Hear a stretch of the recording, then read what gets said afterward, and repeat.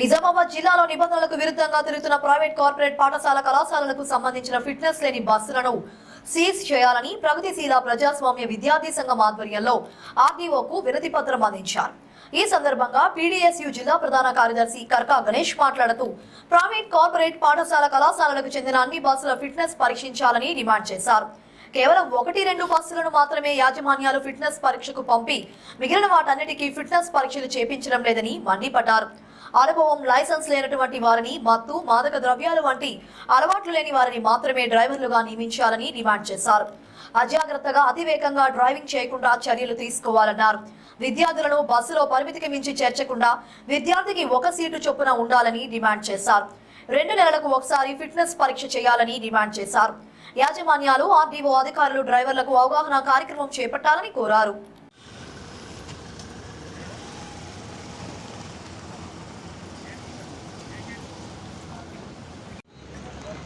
Private, కార్పొరేట్కు సంబంధించిన బస్సులు fitness లేని బస్సులను వెంటనే సీజ్ చేయాలని, అదేవిధంగా డ్రైవర్లకు సంబంధించిన ఎటువంటి మత్తు పానీయాలు అలవాటు లేని వారిని, శారీరకంగా మానసికంగా యాక్టివ్గా ఉన్న వాళ్ళను మాత్రమే డ్రైవర్లుగా నియమించే విధంగా చర్యలు తీసుకోవాల్సిందిగా, అదేవిధంగా కేవలం ఒక పాఠశాలలో 1-2 బస్సులను మాత్రమే ఫిట్నెస్ టెస్టులు చేసి మిగతా వాటిని వదిలిపెట్టకుండా ఉండొద్దని, ప్రతి బస్సును ఫిట్నెస్ చర్యలు తీసుకోవాల్సిందిగా మేము పీడీఎస్గా రవాణా శాఖ అధికారిని కోరడం జరిగింది.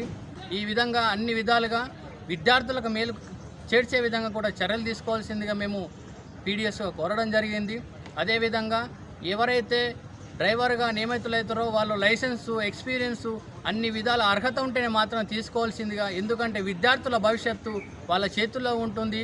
ఆ దిశగా అధికారులు కూడా సమాయత్తం చేసి చర్యలు తీసుకోవాల్సిందిగా మేము పీడీఎస్గా కోరుతా ఉన్నాము. లేని పక్షంలో ఎక్కడికక్కడ బస్సులను అడ్డుకుంటామని హెచ్చరిస్తూ ఉన్నాం.